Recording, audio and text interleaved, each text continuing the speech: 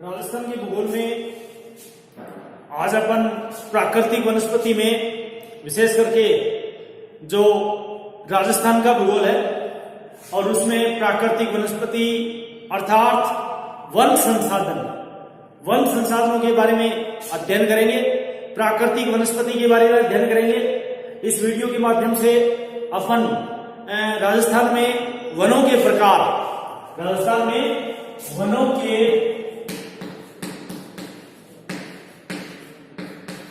प्रकार यानी कि राजस्थान में कितने प्रकार के कौन कौन से वन पाए जाते हैं। Types of forest, type of forest कहने का मतलब टाइप ऑफ फॉरेस्ट का मतलब वनों के प्रकार, इसका अध्ययन करेंगे। अर्थात राजस्थान में जो जलवायु है और उच्चावच है, राजस्थान में जलवायु एवं उच्चावच की क्षेत्रीय जो विभिन्नता के कारण, राजस्थान में जो जलवायु एवं उच्चावच की क्षेत्रीय विभिन्नता के कारण वनस्पति में भी भिन्नता पाई जाती है। यहाँ की वनस्पति में भी भिन्नता पाई जाती है। कहने का मतलब प्रशासनिक दृष्टि से राजस्थान के कुछ प्रशासनिक वर्गीकरण किए गए हैं। राजस्थान में प्रशासनिक दृष्टि से राजस्थान के वनों को तीन श्रेणियों या उनका जो क्षेत्र है स्टेट ऑफ फॉरेस्ट रिपोर्ट के अनुसार, स्टेट ऑफ फॉरेस्ट रिपोर्ट के अनुसार तीन क्षेत्रों या जो तीन भागों में विशेष करके तीन श्रेणियों में विभाजित किया गया है। और वो तीन श्रेणियां कौन सी हैं? जैसे एक तो रिजर्व्ड यानी आरक्षित वन, दूसरा सुरक्षित वन और तीसरा अवर्गीकृत वन। अर्थात जो तीन श्रेणियों में विभाजित किया गया है राजस्थान के वनों को, आरक्षित वन अर्थात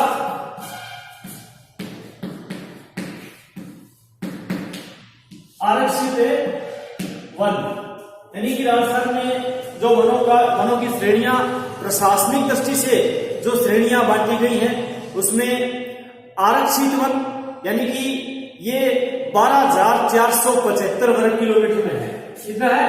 12,475 वर्ग किलोमीटर में जो वन फैले हुए हैं वो आरक्षित की श्रेणी में आते हैं। आरक्षित वनों की श्रेणी में प्रशासनिक दृष्टि से ये। दूसरा है सुरक्षित वन,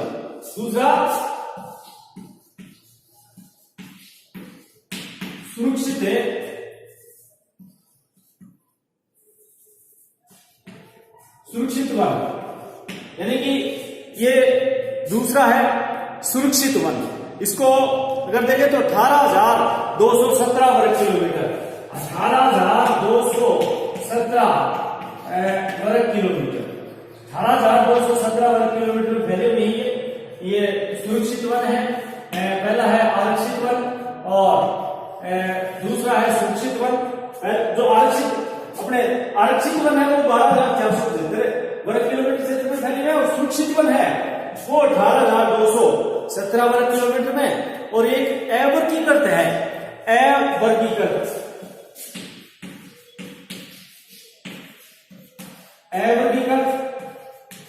वन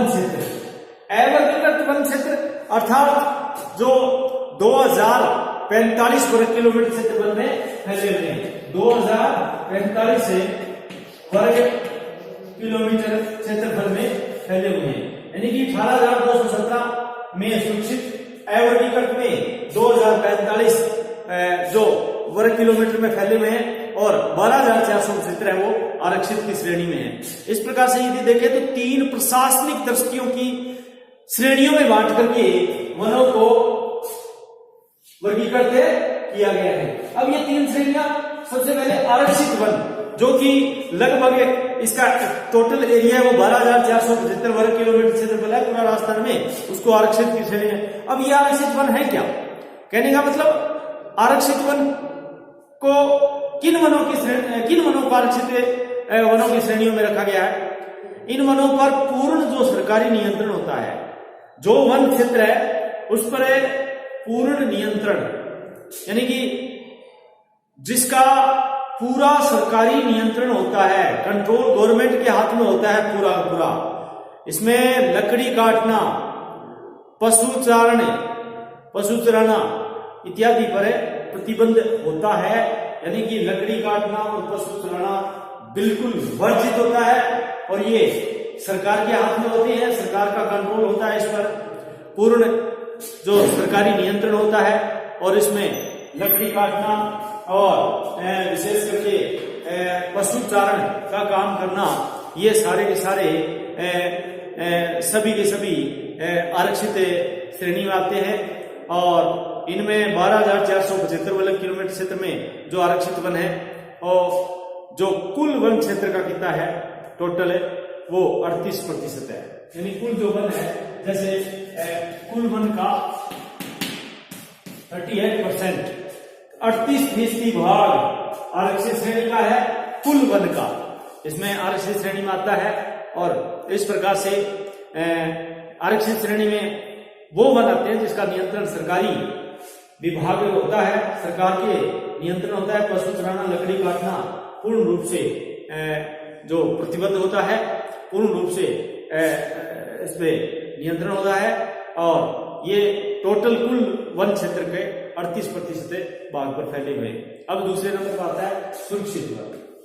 अब सुरक्षित की यानी कि इसमें लकड़ी काटना, पशु चराना, पशु चारण जो सुविधा है वो सीमित रूप में दी जाती है, इसकी सुविधा है वो सीमित रूप में देते हैं। और इसके संरक्षित रखने का भी जो प्रबंध जो किया जाता है, लकड़ी काटना, पशु चारण की सुविधा वो सारी सीमित रूप में दी जाती है और ये गवर्नमेंट के अधीन होते हैं। और ये जो कुल वन क्षेत्र का है वो 55%, कुल वन क्षेत्र है उसका 55% भाग, 55% एरिया है वो सुरक्षित वनों का है। और इसके बाद में आता है अवर्गीकृत। कौन सा? अवर्गीकृत, यानी इसमें वे क्षेत्र हैं जो शेष बच गए।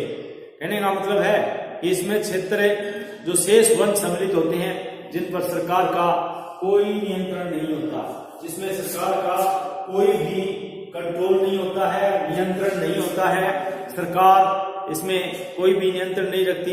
इस प्रकार के वनों का विस्तार जो 2045 वर्ग किलोमीटर क्षेत्र में है और जो कुल वन क्षेत्र का कितना है 7% है, 7% कुल वन क्षेत्र का है, यानी कि कुल वन क्षेत्र का 7% भाग है वो अवर्गीकृत श्रेणी में आता है। कुल मिलाकर के ये तीन जो प्रशासनिक श्रेणियां बांटी गई हैं वनों की, और इस प्रकार से ये जो प्रशासनिक श्रेणियां हैं जिसमें आरक्षित, सुरक्षित और अवर्गीकृत। अब आता है इसका अगला जो रूप भौगोलिक वर्गीकरण, अर्थात कुल मिलाकर के जो भौगोलिक दृष्टि से वनस्पति की जो प्रकृति एवं उसमें उपलब्ध वनस्पति समूहों के आधार पर, कहने का मतलब है कि जो भौगोलिक दृष्टि से वनस्पति की प्रकृति एवं उनमें उपलब्ध वनस्पति समूहों के आधार पर राजस्थान के वनों को 3 वृहद श्रेणियों में विभक्त किया गया है। 3 श्रेणियां बांटी गई हैं भौगोलिक दृष्टि से वनस्पति की प्रकृति एवं उनमें उपलब्ध वनस्पति के समूहों के आधार पर। नंबर 1 उष्णकटिबंधीय कंटीले वन, उष्णकटिबंधीय कंटीले वन। नंबर 2 उष्णकटिबंधीय शुष्क पतझड़ वन, यानी कि शुष्क पतझड़ वन नाम दिया गया है। उष्णकटिबंधीय है, उष्णकटिबंधीय दूसरा भी है, इसके आगे शुष्क पतझड़ वाले वन लग गया। और तीसरा है उप उष्ण पर्वतीय वन, यानी कि सब ट्रॉपिकल हिल फॉरेस्ट बोलते हैं इसको, उप उष्ण पर्वतीय वन। कहने का मतलब है कि 3 भौगोलिक श्रेणियां बांटी गई हैं और ये भौगोलिक दृष्टि से वनस्पति की प्रकृति एवं उसमें उपलब्ध वनस्पति समूहों के आधार पर। तो पहला है उष्णकटिबंधीय कंटीले वन, उष्णकटिबंधीय कंटीले वन, ये भौगोलिक है, उष्ण है, कटिबंधीय कंटीले वन, यानी कि उष्णकटिबंधीय कैंटिलीवर, ये जो इसमें विशेष करके वनस्पति के समूहों के आधार पर जो बांटा गया है। अब जो उष्णकटिबंधीय कैंटिलीवर है वो इस प्रकार के वन जो विशेष करके पश्चिमी राजस्थान के, विशेष प्रकार के जो पश्चिमी राजस्थान है उसके शुष्क एवं अर्ध शुष्क प्रदेशों में पाए जाते हैं। पश्चिमी जो राजस्थान है, जैसे मेरे बाड़मेर बीकानेर वाला एरिया जो सबसे मरुस्थल वाला महान मरुस्थल जिसको बोलते हैं, पश्चिमी राजस्थान के शुष्क एवं अर्ध शुष्क प्रदेशों में इस फैले हुए हैं। मरुस्थलीय वनस्पति के नाम से भी इसको जाना जाता है। इसमें जो कांटेदार झाड़ियां हैं, कांटेदार वृक्ष हैं, वो उनकी प्रधानता होती है। और जैसलमेर, बाड़मेर, जोधपुर, बीकानेर, नागौर, चूरू, सीकर, झुंझुनू, जालोर, इन जिलों में इस प्रकार की वनस्पति की प्रधानता पाई जाती है। इसमें रेतीले मैदान में झाड़ियों की प्रधानता पाई जाती है, जबकि अर्ध शुष्क भागों में जैसे अपने खेजड़ा है, रोहिड़ा है, बेर है, बबुल है, केर है आदि के वृक्ष मिलते हैं। इनमें खेजड़ा एक बहुउपयोगी वृक्ष भी है और राज्य का जो वृक्ष है उसका भी दर्जा दिया गया है। राज्य का वृक्ष, राजस्थान राज्य का वृक्ष खेजड़ा, जिसको साधारण भाषा में अपन जंटी बोलते हैं, तो उनको खेजड़ा कहा गया है और राज्य का वृक्ष का दर्जा दिया गया है। ये बहुउपयोगी वृक्ष माना गया है और ये उष्णकटिबंधीय कैंटिलीवर वन में आता है। कई बार वनों के प्रकार पूछ लेते हैं कि उष्णकटिबंधीय कैंटिलीवर वन में कौन कौन से वन शामिल गए हैं, तो इसमें झाड़ियां तो हैं कांटेदार, और झाड़ियों के साथ साथ में विशेष करके खेजड़ा, रोहिड़ा, बेर, बबुल, केर, ये सारे वृक्षों की जो प्रधानता है वो इनमें पाई जाती है। और इसके बाद में नंबर 2 पर आता है उष्णकटिबंधीय शुष्क पतझड़ वन, यानी कि उष्णकटिबंधीय शब्द है और एक पतझड़ शब्द लग गया, पतझड़ वाले वन, यानी मौसम के अनुसार जो पत्ते गिरा देते हैं, मौसम के अनुसार जो पत्ते गिरा देते हैं उसको पतझड़ वाले वन बोलते हैं। और इस प्रकार के वन है वो विशेष करके जो अरावली पर्वतमाला है, अरावली पर्वत श्रेणी के जो उत्तरी और पूर्वी ढाल है, अरावली पर्वत श्रेणी है उसके उत्तरी और पूर्वी ढालों पर विशेष करके जो अलवर है, भरतपुर है, धौलपुर है, विशेष करके अलवर, भरतपुर और धौलपुर वाला जो एरिया है, पूर्वी ढाल वाला एरिया, उसमें ये सभी छोटे छोटे क्षेत्रों में फैले हुए हैं। अलवर, भरतपुर, धौलपुर वाले क्षेत्रों में छोटे छोटे क्षेत्रों में फैले हुए हैं। इस प्रकार के वन विशेष करके अगर राजस्थान में अन्य जगहों पर देखें तो सिरोही, उदयपुर, अजमेर, चित्तौड़गढ़ जिलों में भी फैले हुए हैं। और इस प्रकार के जो दक्षिणी पूर्वी राजस्थान के कोटा, बारा, झालावाड़, बूंदी, सवाई माधोपुर, डूंगरपुर, बांसवाड़ा, चित्तौड़गढ़ जिलों में जो वन फैले हुए हैं इनको मिश्रित वन भी कहा जाता है। मिश्रित वन विशेष करके दक्षिणी पूर्वी जो राजस्थान है, हारुती का पठार है, कोटा, बूंदी, बारा, झालावाड़ वाला जो इलाका है, अर्धशुष्क जिसको बोलते हैं, दक्षिणी पूर्वी राजस्थान में कोटा, बारा, झालावाड़, सवाई माधोपुर, डूंगरपुर, बांसवाड़ा, चित्तौड़गढ़, इनमें जिसको मिश्रित वन के नाम से जाना जाता है। और जो उष्णकटिबंधीय प्रमुख पतझड़ वाले वनों की श्रेणी में आता है उनमें भी फैले होते हैं। इन वनों में विभिन्न प्रकार के उपयोगी वृक्ष, अब उपयोगी वृक्षों में कौन कौन से, जैसे धोकड़ा है, गुल्लर है, आम है, अपने बरगद है, जो प्लास है, बांस है, आंवला है, ओक है, ये सभी जो अपने केर है, तेंदू के पत्ते से बीड़ी बनाई जाती है। तेंदू के पत्ते से बीड़ी बनाने का जो उद्योग है वो तेंदू पर निर्भर है। तो ये सभी जो उपयोगी हैं, सेमल है, ये सभी उपयोगी वृक्ष मिलते हैं। यानी का मतलब है कि इन वनों में विभिन्न प्रकार के उपयोगी वृक्ष, और विभिन्न प्रकार के उपयोगी वृक्षों में धोकड़ा, गुल्लर, आम, बरगद, प्लास, अपने बांस, आंवला, ओक, ये केर, तेंदू, सेमल, ये सभी मिलते हैं। और दक्षिणी राजस्थान, विशेष करके दक्षिणी राजस्थान के इन वनों में एक सागवान भी, दक्षिणी राजस्थान में इन वनों में एक सागवान की जो उपयोगी लकड़ी है वो अत्यधिक वहां यहाँ पर उपलब्ध होती है। दक्षिण राजस्थान में सागवान भी मिलता है और वृक्षों के साथ साथ अनेक प्रकार की झाड़ियां एवं घास भी इन वनों में पाई जाती है। अनेक प्रकार की झाड़ियां और घास ये भी इनमें पाई जाती है।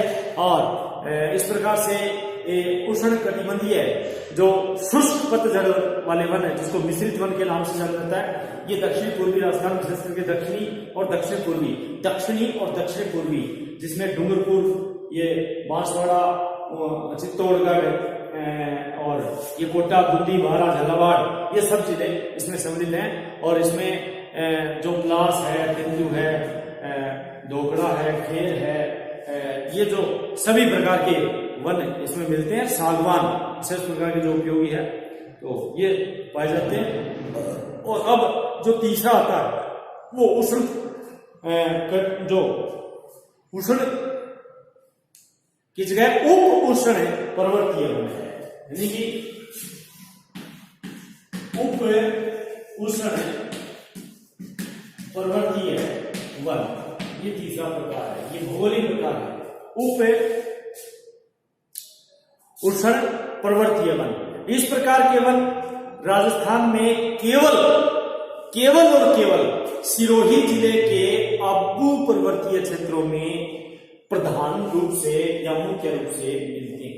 कहने का मतलब है कि उप उष्ण पर्वतीय वन यानी आबू पर्वतमाला है, विशेष करके सिरोही जो जिला है, और सिरोही जिले में आबू पर्वतीय क्षेत्र है, उसमें इस प्रकार के वनों की प्रधानता है।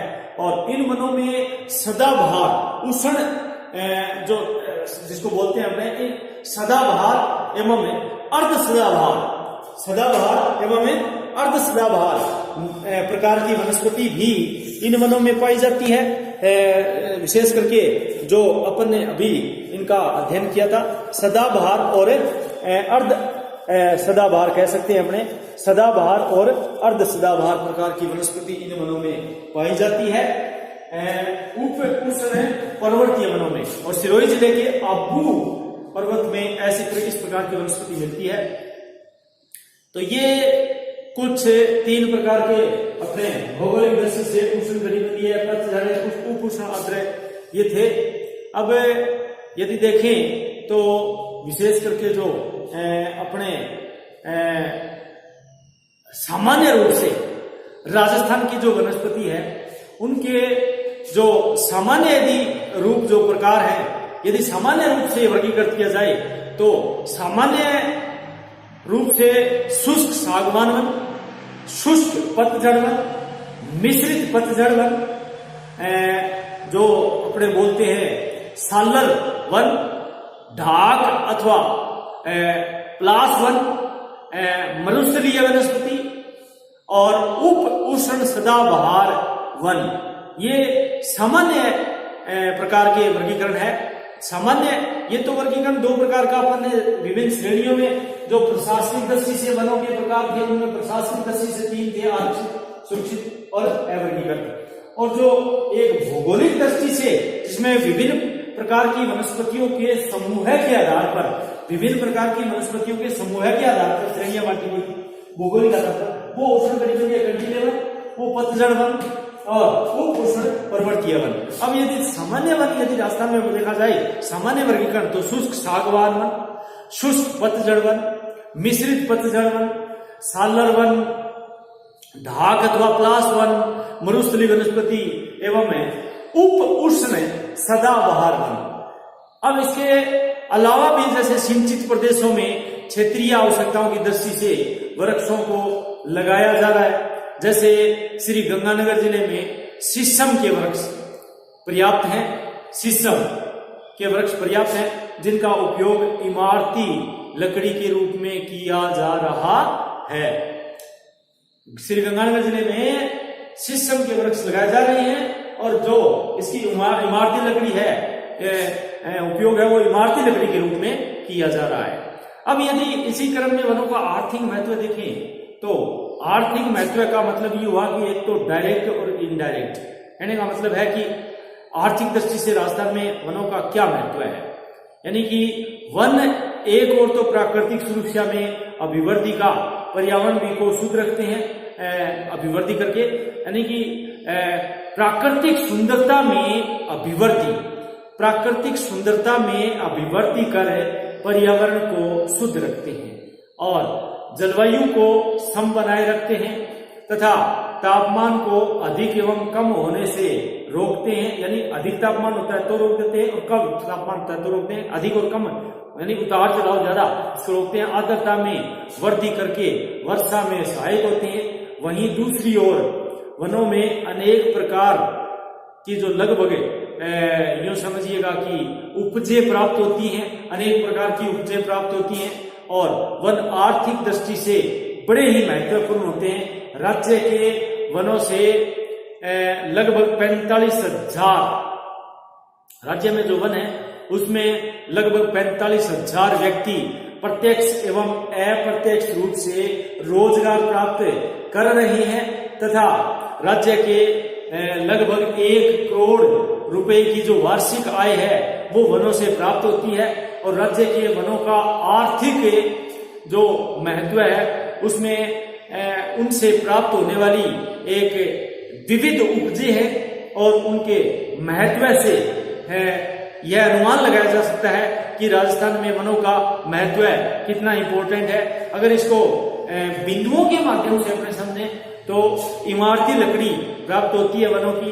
इमारती लकड़ी यानी कि राज्य में सागवान, धोकड़ा, सालर, शीशम, बबूल, ये सब क्या है, ये जो लकड़ी का उपयोग है वो फर्नीचर बनाने में और अन्य उपयोग में भी किया जाता है। इनके साथ साथ वनों के जो लगभग 17% जो विशेष करके जो मोटे मोटे रूप से देखें तो इनमें वनों के अन्य उपयोग में भी किया जाता है और राज्य के लगभग 12% सागवान तथा 6% सालर के वृक्ष हैं टोटल राज्य में, जिससे लगभग 28 लाख जो फुट है वो लकड़ी प्रतिवर्ष एक इमारती उपयोग में ली जाती है। इमारती उपयोग में इन लकड़ियों का इस्तेमाल होता है और शीशम श्री गंगानगर के क्षेत्र में तथा सागवान जो है वो बांसवाड़ा, डूंगरपुर, चित्तौड़गढ़, उदयपुर, दक्षिण पूर्वी जो राजस्थान है चित्तौड़गढ़, उदयपुर जिलों में इसकी प्रधानता पाई जाती है। और इसके अलावा भी स्थानीय रूप में अन्य वृक्षों की लकड़ी है वो इनका उपयोग जो है वो आय का एक साधन है और इसमें जो विभिन्न प्रकार के जो वास्तव में वनों का प्रयोग है वो आय का एक साधन है, आय का एक साधन है। इससे इसके जो विनाश का भी एक वनों के जो विनाश हो रहा है उनका एक कारण है कि अंधाधुंध इनकी कटाई हो रही है और इमारती लकड़ी का उत्पादन है वो धीरे धीरे वनों का घट रहा है। कहने का मतलब इमारती लकड़ी एक सबसे आर्थिक इसके महत्व के अंदर आता है।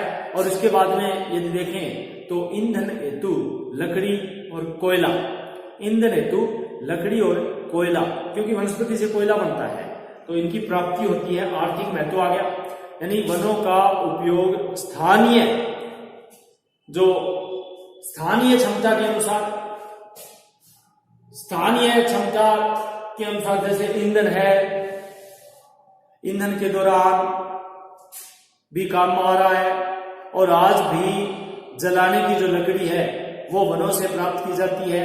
वैकल्पिक जो स्रोत है वो जब तक नहीं होता है तब तक वन ही काम आते हैं और उनकी लकड़ी में सर्वाधिक उपयोग यदि देखें तो धोकड़ा जो वनस्पति है उपयोग में धोकड़ा है, बबूल है, खेजड़ा है, विशेष करके जो खेजड़ी के वृक्ष हैं वो स्थानीय ईंधन हेतु उपयोग में लिए जाते हैं। और इसमें केवल सूखी लकड़ी बल्कि अनेक प्रकार के वृक्ष वृक्षों को काट करके भी इस्तेमाल होता है, और इससे हानि तो होती है क्योंकि भूमि का कटाव भी होता है। इसके जो तेंदू का पत्ता है, तेंदू, उससे बीड़ी बनाई जाती है। इसका उपयोग है वो बीड़ी बनाने में किया जाता है। तो आर्थिक महत्व हो गया इसका तेंदू के पत्ते से। और विशेष करके कोटा, बूंदी, जो ये आपका उदयपुर, चित्तौड़गढ़, ये यहाँ पर बहुत ही बहुतायत में मिलता है तेंदू, तो इसका उपयोग बीड़ी बनाने में किया जाता है। तो आर्थिक महत्व हो गया। इसके जो पर्याप्त रोजगार उपलब्ध होता है राज्य में, और लगभग इससे, केवल इससे तेंदू के पत्ते से जो बीड़ी बनाई जाती है उससे 2,60,000 जो अकेले इसमें विशेष करके लोग लगे हुए हैं। और इसके बाद में बांस की प्राप्ति होती है। इसका उपयोग विभिन्न टोकरियां बनाने में, चारपाई बनाने में, झोंपड़ी बनाने में, कागज, फर्नीचर इत्यादि बनाने में किया जाता है। बांसवाड़ा, उदयपुर, चित्तौड़गढ़, सिरोही और भरतपुर, इन जिलों में पर्याप्त बांस उपलब्ध है। गोंद, कत्था और लाख, ये भी आर्थिक महत्व हो गया। वनों का आर्थिक महत्व पढ़ने अपने, जैसे इमारती लकड़ी है, ईंधन हेतु लकड़ी और कोयले की प्राप्ति है। तेंदू पत्ता है, तेंदू से बीड़ी बनाई जाती है। बांस है, गोंद, कत्था और लाख की प्राप्ति है। यानी वनों से प्राप्त उपजों में गोंद, कत्था और लाख प्रमुख है। गोंद अनेक वृक्षों जैसे खेजड़ा, बबूल, ढाक, नीम, पिप्पल, इनसे प्राप्त होता है। और हाल ही में जो जोधपुर के मरु अनुसंधान जो केंद्र है, उसमें ऐसे वृक्षों की पहचान की है जिनसे अधिक से अधिक मात्रा में गोंद की प्राप्त किया जा सके। और राज्य में गोंद का जो गोंद है वो निर्यात किया जाता है। राज्य में गोंद इतना ज्यादा होता है कि गोंद का निर्यात किया जाता है। और कत्थे का उत्पादन है उदयपुर, चित्तौड़गढ़, झालावाड़, बूंदी, भरतपुर और जयपुर जिलों में सबसे अधिक होता है, जो प्रतिवर्ष लगभग 350 टन करोड़ का उत्पादन करता है अकेला राजस्थान। और 1 लाख का उत्पादन इसमें राज्य में ज्यादा होता है। इसके अलावा घास है, खसखस जिसे महुआ बोलते हैं, घास और खस और महुआ, ये भी प्राप्ति होती है। कहने का मतलब राज्य में अनेक प्रकार की घास प्राकृतिक रूप से उगती है, जिनका उपयोग पशु चारे के अतिरिक्त जैसे रस्सी बनाने, झाड़ू बनाने के काम में किया जाता है। खस भी एक प्रकार की घास ही है, यानी कि घास का एक रूप है खस, जो घास का ही रूप है और सुगंधित होती है। ये खस की घास है, वो सुगंधित होती है। इसका खस की घास से तेल निकाला जाता है। और इसमें जो अपने टटियां बनाई जाती हैं, रस्सियां बनाई जाती हैं, और कमरों को ठंडा रखने के लिए विशेष प्रकार के जैसे कूलर है, तो कूलर की जो घास लगाई जाती है 3 ओर से, जिसको अपने टटिया बोलते हैं, वो भी घास क्या है, वो खस है। कहने का मतलब है कि कमरों को ठंडा रखने के काम आती है। भरतपुर, सवाई माधोपुर, टोंक जिलों में विशेष करके उत्पादित होती है महुआ। ये महुए से शराब बनती है। ये आदिवासियों का एक प्रमुख उत्पादक का साधन है। महुआ विशेष करके डूंगरपुर, बांसवाड़ा, उदयपुर, चित्तौड़गढ़ एवं झालावाड़ जिलों में प्राप्त इस मिलता है। और इस महुए से जो प्राप्त फल है उसका उपयोग तेल एवं शराब बनाने में किया जाता है। दक्षिणी राजस्थान के आदिवासी, और दक्षिणी राजस्थान में कौन से आदिवासी? भील। दक्षिणी राजस्थान में जो भील आदिवासी है, इनका उपयोग अधिक करते हैं। और सेवण घास जो बाड़मेर जिले तथा मरु राष्ट्रीय पार्क क्षेत्र में मिलती है। तो घास, खस, महुआ, ये हो गया वनों का आर्थिक महत्व में। और इसके अलावा जो औषधि पौधे हैं, औषधीय पौधे होते हैं, उनसे औषधियों का निर्माण होता है। वनों में अनेक प्रकार की औषधियां पौधे होते हैं जिनका उचित उपयोग अति आवश्यक है। वर्तमान में इसका सीमित उपयोग हो रहा है। और जो बोटनिकल सर्वे ऑफ इंडिया के जो जोधपुर केंद्र ने, यानी कि बोटनिकल सर्वे ऑफ इंडिया के जोधपुर केंद्र ने इस प्रकार के 200 से अधिक पौधों का पता लगाया है, जिनका औषधीय उपयोग संभव है। कुल मिलाकर के वनों से प्राप्त अन्य पदार्थ जैसे आंवला है, केर है, शहद है, मोम है, बेर, तेंदु, अनेक प्रकार के कंदमूल। वास्तव में वनों का उपयोग एक बहुमुखी है, यानी आवश्यकता है कि उसमें समुचित एक प्रकार का एवं नियोजित उपयोग उनका किया जाए। यदि वनों को वैज्ञानिक रूप से उपयोग किया जाए तो वनों का विनाश नहीं होता है और मानव के एक विविध पदार्थ देते रहेंगे। वनों का नैसर्गिक जो सौंदर्य है वो पर्यटन है, पर्यटन उद्योग है, जबरदस्त देशी विदेशी पर्यटकों को आकर्षित करता है। और राज्य में विकसित जो एक अपने अभ्यारण्य है, इसका एक उदाहरण भी है। विकसित जो अभ्यारण्य है राजस्थान में, उनके एक उदाहरण है। और वास्तव में वन प्राकृतिक संसाधनों में एक मूल्यवान संसाधन है जिसका पर्याप्त आर्थिक महत्व है। तो इस प्रकार से आज अपन ने वनों का एक प्रकार जिसमें प्रशासनिक दृष्टि से, भौगोलिक दृष्टि से और सामान्य वर्गीकरण, वनों का प्रकार एवं वनों का आर्थिक महत्व है। इस वीडियो के माध्यम से जानकारी प्राप्त की। राजस्थान के भूगोल में, विशेष करके राजस्थान के भूगोल में जो प्राकृतिक वनस्पति है और विशेष करके जो वनों का प्रकार है और उनका आर्थिक महत्व है, वो अपन ने इस वीडियो के माध्यम से जाना। अगले वीडियो में अपने अगला जो इसी क्रम में जो वन संरक्षण एवं संवर्धन एवं उनसे संबंधित कुछ कार्यक्रम भी हैं कि वनों को बचाना अति आवश्यक है, उसका संरक्षण करना अति आवश्यक है, कंजर्वेशन इसको बोलते हैं। यानी कि अभी तक तो अपन ने आर्थिक महत्व और उनके प्रकार का अध्ययन किया। अगले वीडियो में अगले करेंगे। धन्यवाद।